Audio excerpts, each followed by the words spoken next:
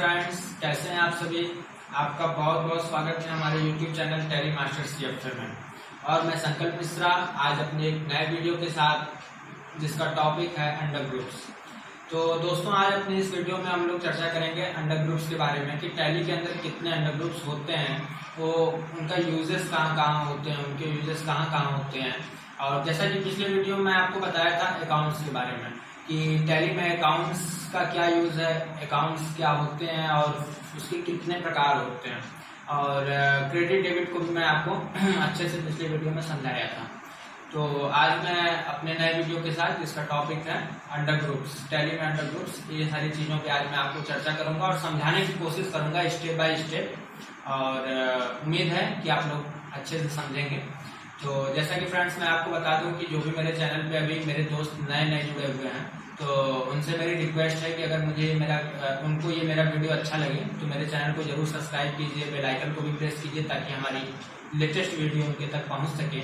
और उसको लाइक करना भी मत भूलिए अगर वीडियो आपको अच्छी लगे, और दोस्तों के साथ शेयर भी कीजिए ताकि फ्रेंड्स, बहुत मेहनत से आप लोग के लिए वीडियो तैयार की जाती है और आप तक पहुँचाया जाता है। घर तक बैठे बैठे कोशिश ये रहती है कि आप अधिक से अधिक चीज़ों को जान सकें, क्योंकि कोरोना का माहौल चल रहा है तो इस वजह से बाहर जाना सेफ नहीं है, इसलिए ऑनलाइन स्टडी पे ही फोकस किया जा रहा है। तो फ्रेंड्स, जैसा कि देर अब नहीं करेंगे, अब तुरंत आपको लेके चलते हैं आज के टॉपिक पे, टैली के अंडर ग्रुप। तो कुछ मैं पॉइंट्स लिखा हुआ हूँ पीछे, तो आपको मैं उसको लिख के और समझाता हूँ कि क्या होते हैं अंडर ग्रुप्स और उनका कहाँ कहाँ यूज होता है।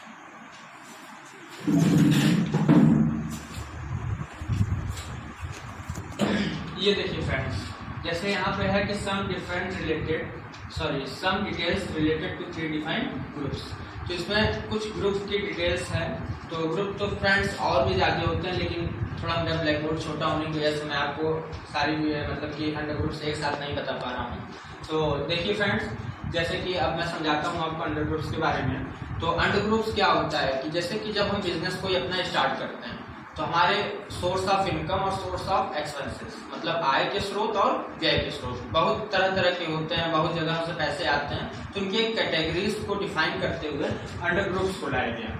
जैसे कि इतने सारे अंडर ग्रुप्स आपके हैं, तो एक कैटेगरीज को डिफाइन किया गया कि इस कैटेगरी से अगर मेरे रुपए आएंगे बिजनेस में, या इस कैटेगरीज में मेरे रुपए जाएंगे, तो उसको इन अंडर ग्रुप्स के अंदर रखा जाएगा। उनका लेखा जोखा, मतलब कि उनका सारा हिसाब किताब ऐसे ऐसे अंडर ग्रुप में रखा जाएगा। तो आइए समझते हैं किस अंडर ग्रुप में कौन से रुपए होते हैं, कौन से रुपए लेखा जोखा उसमें किया जाता है। तो सबसे पहले मेरा पहला अंडर ग्रुप है friends, capital account. Capital account का मतलब होता है पूंजी खाता।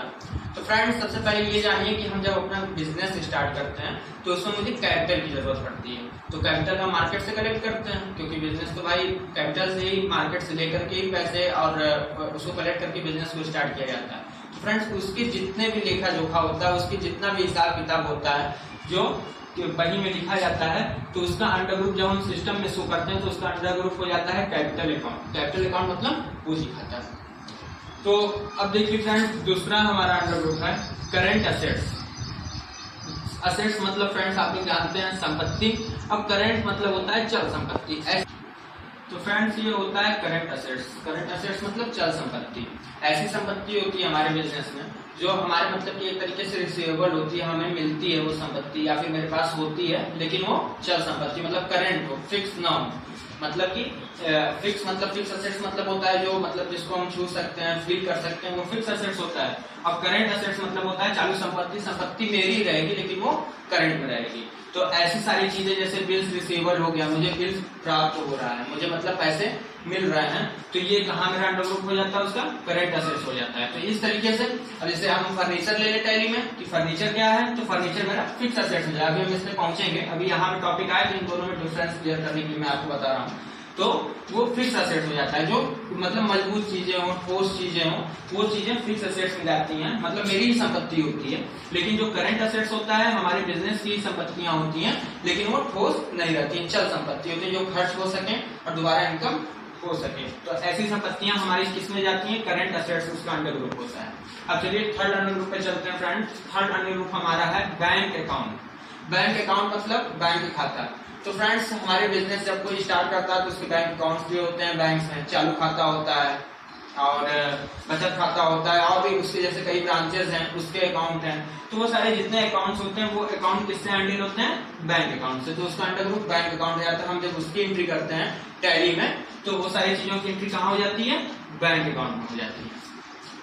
अब देखिए फ्रेंड्स, हमारा चौथा अंडर ग्रुप है कैश इन हैंड। जब हम अपना बिजनेस स्टार्ट करते हैं तो उसमें हमारे पास कुछ नगद, कैश मतलब होता है नगद, तो नगद के रूप में जो हमारे पास रुपए होते हैं उसकी एंट्री हम कहाँ करते हैं? कैश इन हैंड करते हैं। मीन्स मेरे पास जितने बिजनेस करते समय जितने भी मेरे पैसे नगद है, मेरे पास जितने रुपए मेरे पास नगद हैं, तो अमाउंट कहाँ, उसकी एंट्री कहाँ होती है टैली में? Cash in hand. उसका under group cash in hand हो जाता है। अब फिफ्थ नंबर है फ्रेंड्स डिपॉजिट और असेट्स। ब्रैकेट में देखिए असेट्स लिखा हुआ है। डिपॉजिट मतलब क्या होता है? असेट्स मतलब होती है संपत्ति, डिपॉजिट मतलब होता है जमा।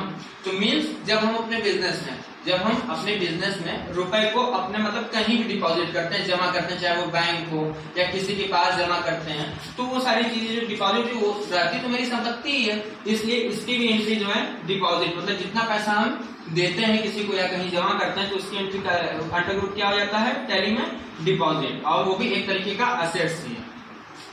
अब देखिए जो मेरा 6 नंबर है फ्रेंड्स, ये है लोन एंड एडवांसेस। ये भी देखिए असेट्स ही होता है, एक तरीके का असेट्स है। बिजनेस में असेट्स मतलब होती है संपत्ति, हमारी संपत्ति क्या क्या है। तो ये जो लोन और एडवांस है ये भी मेरा क्या हो जाता है? असेट हो जाता है। क्यों हो जाता है? सपोज दैट मेरे बिजनेस में कोई एम्प्लॉय है, मेरे बिजनेस में कोई एम्प्लॉय और उसको एडवांस सैलरी चाहिए, उसको कोई जरूरत पड़ गई, तो हम उसको एडवांस सैलरी तो देंगे भाई क्योंकि मेरा एम्प्लॉय है।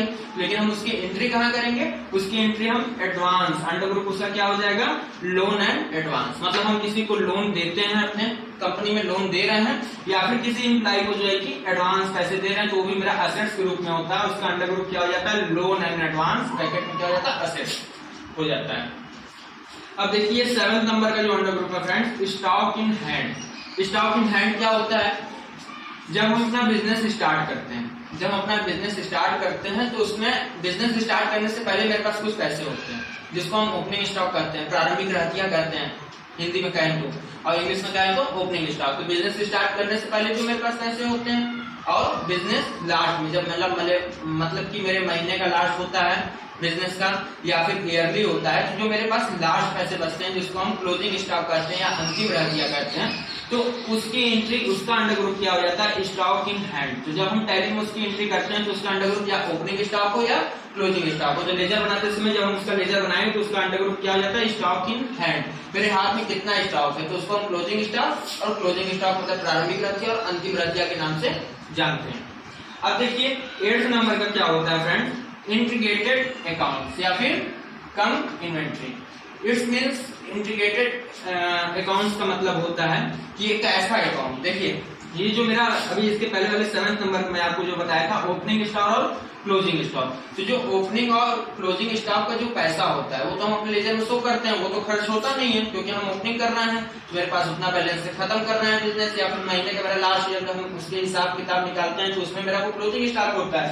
लेकिन इंटीग्रेटेड जो अकाउंट होता है उसमें ऐसे अकाउंट की एंट्री मतलब कि ऐसे चीजों की एंट्री की जाती है जैसे कि हम स्टॉक आइटम मेरा है, फॉर एग्जाम्पल ओपनिंग स्टॉक मेरा है, हम उसके पैसे को खर्च कर सकें, उसके पैसे को हम ट्रांजैक्शन कर सकें, तो ऐसा होता है कि जब मेरा ओपनिंग स्टॉक या क्लोजिंग स्टॉक के पैसे को हम क्या कर सकते हैं, ट्रांजैक्शन उसका कर सकते हैं, और उसका इफेक्ट बैलेंस शीट में पड़ता है क्योंकि क्लोजिंग स्टॉक रिलेटेड है बैलेंस शीट से, तो उसका इफेक्ट बैलेंस शीट में पड़ता है। तो जब हम ओपनिंग स्टॉक और क्लोजिंग स्टॉक, ध्यान समझिएगा, ओपनिंग स्टॉक और क्लोजिंग स्टॉक के पैसे का जब हम ट्रांजेक्शन कर सकते हैं, तो जब हम ट्रांजेक्शन करते हैं तो जब उसकी एंट्री हम करते हैं तो इंटीग्रेटेड अकाउंट्स में करते हैं, इन्वेंट्री वाउचर में जाकर के हम उसको अंडर ग्रुप मतलब उसका लेजर में बनाते समय क्या देंगे, इंटीग्रेटेड अकाउंट देंगे। अब 9th नंबर मेरा क्या है, non integrated account. Non integrated account friends उसी का ठीक उल्टा होता है कि जैसे कि इंटीग्रेटेड अकाउंट में हम ओपनिंग स्टॉक और क्लोजिंग स्टॉक का पैसा जो है कि खर्च कर सकते हैं, ट्रांजेक्शन कर सकते हैं, उसका लेखा जोखा हम उसको डायरेक्ट जाके अल्टर में जाकर उसकी एंट्री हम कर सकते हैं। बट नॉन इंटीग्रेटेड अकाउंट उस मतलब उस चीज का अंडर ग्रुप होता है जिसमें हम ओपनिंग स्टॉक और क्लोजिंग स्टॉक के पैसे को हम ट्रांजेक्शन न कर सकें, हम उसकी एंट्री मतलब कि अगर मुझे जरूरत हो तो हम ओपनिंग स्टॉक या क्लोजिंग स्टॉक का जो मेरे पास अमाउंट है उससे हम पैसे अपने खर्चे के लिए नहीं ले सकते हैं, वो सिर्फ फिक्स रहता है। तो उसका अंडर ग्रुप क्या हो जाता है, नॉन इंटीग्रेटेड अकाउंट होता है। इसकी कहां कहां कैसे कैसे जरूरत होती है, जब हम आपको ट्रेडिंग अकाउंट या पीएल या बैलेंस शीट का क्वेश्चन जब आपको सॉल्व करना बताएंगे, तब इसमें सारे अंडर ग्रुप्स की जरूरत आपको पड़ेगी। तब हम वहां पे एक बार और क्लियर आपको करते चलेंगे ताकि आपका कॉन्सेप्ट क्लियर हो। अब चलिए अगले पे चलते हैं। ये 10वें नंबर का मेरा जो अंडर ग्रुप है वो है सन्ड्री डेब्टर्स। सन्ड्री डेब्टर्स मतलब होता है देनदार। जब हम अपने बिजनेस में, जब हम कोई बिजनेस स्टार्ट करते हैं तो अपने पैसे भी हम देते हैं किसी को, बिजनेस के थ्रू हम किसी को पैसे बांटते भी हैं। तो जो हम बांटते हैं, जो पैसा हम देते हैं किसी थर्ड पर्सन या सेकंड पर्सन को, तो उसकी जो एंट्री हम करते हैं वो सन्ड्री डेब्टर में हो जाती है। जब हम लेजर बनाएंगे डेब्टर का तो उसका अंडर ग्रुप क्या हो जाएगा, सन्ड्री डेब्टर हो जाएगा। अब देखिए 11वें नंबर का जो हमारा अंडर ग्रुप है current liabilities. Current liabilities mean होता है कि हमारे दायित्व क्या बनता है, हमारा दायित्व क्या होता है। लायबिलिटीज मतलब तो होता है दायित्व, और करंट तो दायित्व मेरा क्या बनेगा, जब हम किसी के प्रति रेडी रहेंगे तभी तो मेरा दायित्व बनता है कि हम उसके प्रति हम भी सामर्थ्य रहे भाई, जब हम उसका पैसा दिए हैं तो हम देंगे। तो करंट असेट्स का मतलब इसका अंडर ग्रुप क्यों होता है, जब हम किसी से पैसे अपने बिजनेस में किसी से पैसे उधार लेते हैं या किसी का बाकी मेरे ऊपर रहता है, कंपनी के ऊपर जब कर्ज रहता है तो उसको देने के लिए जो हम एंट्री करते हैं, उसकी जो हम पैसे उस समय लेते हैं तो उसकी एंट्री हम कहाँ करते हैं, करंट लायबिलिटीज अंडर ग्रुप में डालते हैं कि इतनी सारी मेरी लायबिलिटीज है, मुझे अपना बिजनेस चलाते चलाते इन सारी लायबिलिटीज को पे करना है। तो जहाँ पे करना मतलब मुझे देना हो, तो वो सारी चीजें कहाँ आ जाती हैं, करंट लायबिलिटीज में आ जाती हैं। अब देखिए 12 नंबर हमारा है फ्रेंड्स अंडर ग्रुप क्या है, duties and taxes. Duties and taxes. अब ड्यूटीज और टैक्स का मतलब समझ रहे हैं कि इसका मतलब क्या होता है कि जो भी टैक्सेस हमारे भारत सरकार के अधीन है, जो कंपनी को पे करने रहते हैं या हमको पे कर जो हमारी कर्तव्य बनता है, तो सारी चीजों की जैसे वैट हो गया, वैट हम देते हैं ना, वैल्यू एडेड टैक्स, तो उसकी एंट्री हम जब करेंगे तो उसका अंडर ग्रुप हम सीधे सीधे वहां क्या डालते हैं, duties and taxes. It's mean कि जितने भी हमारे टैक्सेस पे करने होते हैं, सारे नहीं, हम सारी चीजों को नहीं कर सकते, लेकिन जो राज्य मतलब कि केंद्र सरकार के अधीन जितने भी टैक्स होते हैं, जब हम उसकी एंट्री करते हैं तो उसका अंडर ग्रुप क्या डालते हैं, ड्यूटीज एंड टैक्स डालते हैं। अब देखिए 13 नंबर का जो मेरा अंडर ग्रुप है वो है प्रोविजन। प्रोविजन मतलब होता है संचिति। संचिति का मतलब जब हम पैसा इकट्ठा करते हैं किसी चीज के लिए। फॉर एग्जाम्पल हम आपको बताते हैं, एक होता है जो है कि लेजर होता है हमारा बैड डेब्ट्स का। बैड डेब्ट्स मतलब होता है डूबा हुआ पैसा। जब हमारे बिजनेस में हम कहीं किसी को उधार या बाकी सामान हम उधार पर दिए रहते हैं अपने दुकान से, सपोज दैट हम मान लेते हैं कि मेरा पैसा वो नहीं मिला, तो हम उसको कहाँ डालते हैं, बैड डेब्ट्स में डालते हैं। उसका जब हम अंडर लेजर की चर्चा करेंगे तो उसमें आपको सारे लेजर्स बताएंगे।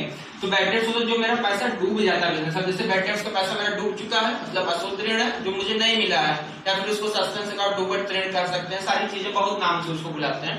तो अब ये क्या हो गया, जो डूबत ऋण का पैसा है जब हमको रिकवरी करनी पड़ती है, उसको हमें इकट्ठा करना रहता है, संचिति करनी रहती है, तो उसका अंडर ग्रुप हम प्रोविजन के नाम से डालते हैं। उसका अंडर ग्रुप हम कहाँ डालते हैं, प्रोविजन मतलब संचिति। और उसका देखिए 14 नंबर हमारा क्या है, सन्ड्री क्रेडिटर। क्रेडिटर मतलब होता है फ्रेंड्स लेनदार। हम अपना बिजनेस स्टार्ट करते हैं एंड रैंडम मुझे कहीं कुछ जरूरत पड़ती है किसी पैसे की, तो मेरा तो इतना गुडविल बना हुआ है, हमारा समाज में इतनी जो है कि मतलब पहचान बनी है कि हम किसी भी दूसरे दुकानदार से कुछ पैसे ले सकते हैं। जो उसके पैसे लिए रहते हैं तो ये मैं लेनदार के रूप में मतलब क्रेडिटर के रूप में अपने टैली के लेजर में हम उसकी एंट्री करते हैं। तो उसका अंडर ग्रुप क्या हो जाएगा, सन्ड्री क्रेडिटर। अब 15 नंबर का जो है कि अंडर ग्रुप है friends fix assets. Fix assets मतलब होता है हमारी अचल संपत्तियां। हमारे बिजनेस में जब हम व्यापार स्टार्ट करते हैं तो हमारे बिजनेस की जितनी भी संपत्तियां ठोस होती हैं, अचल होती हैं, जो डैमेज नहीं होती जल्दी, जैसे फर्नीचर हो गया, बाइक हो गई, फैंस हो गया, टूल्स हो गए, मशीनरी हो गई, ये सारी चीजों की जब हम करते हैं, एंट्री करते हैं, लेजर बनाते हैं, तो उसका अंडर ग्रुप हम फिक्स असेट, जो मजबूत हो। हमारे व्यापार में जितनी भी चीजें जो है कि मतलब कि हमारी संपत्तियां मजबूत होती हैं, मजबूत का मतलब जो ठोस हो, तो उन सारी चीजों की एंट्री हम कहाँ करते हैं, फिक्स असेट्स में करते हैं। फॉर एग्जांपल आपको हम फिर से बताते हैं, जैसे हमारा फर्नीचर हो गया, गाड़ी हो गई, मोटर गाड़ी हो गई, फैन हो गए, टूल्स हो गए, मशीनरी हो गई, कार हो गया, ये सारी चीजें जितनी होती है जो कंपनी की संपत्तियां हैं, तो उसको हम किस में डालते हैं, फिक्स असेट्स में डालते हैं। तो फ्रेंड्स आज की वीडियो में आपको सिर्फ ये 15 अंडर ग्रुप्स बता रहे हैं, और जब मेरी अगली वीडियो आएगी तो बाकी के अंडर ग्रुप्स, अभी कम से कम आपके 8 अंडर ग्रुप और बचे हुए हैं, जब वो आपको हम बताएंगे तो आपके टैली के अंडर ग्रुप्स का कॉन्सेप्ट क्लियर हो जाएगा। तो फ्रेंड्स सारे अंडर ग्रुप जानने के लिए मेरा दूसरे वीडियो का वेट कीजिए। बस 2 दिन बाद मैं अपना फिर एक अगला वीडियो लेके जिसमें मेरे बाकी की जो अंडर ग्रुप है वो सारी चीजें आपको मैं कॉन्सेप्ट क्लियर करूंगा। और उम्मीद है फ्रेंड्स कि जो मैं बता रहा हूँ आपको समझ में आ रहा है। और बाकी आपको अगर कोई प्रॉब्लम लगती है कि नहीं मेरे समझाने में ये कमी है या मेरे वीडियो में ये कमी है, ये करूँ तो मैं बेहतर हो जाए, तो आपके सुझाव अगर आप मुझे देंगे तो मुझे बहुत अच्छा लगेगा। और फ्रेंड्स अपने घर में रहिए, कोरोना बहुत तेज फैल रहा है और जौनपुर में तो स्थिति और भी गड़बड़ दिन पर दिन होती जा रही है। तो अपने घर में रहिए, सुरक्षित रहिए और अपने साथ साथ अपने घर वालों की सुरक्षा और अपने समाज की सुरक्षा सबको साथ लेते हुए एक सुदृढ़ भारत का निर्माण कीजिए। जय हिंद, जय भारत। जल्द ही हाजिर होंगे अपने दूसरे वीडियो के साथ। Thank you.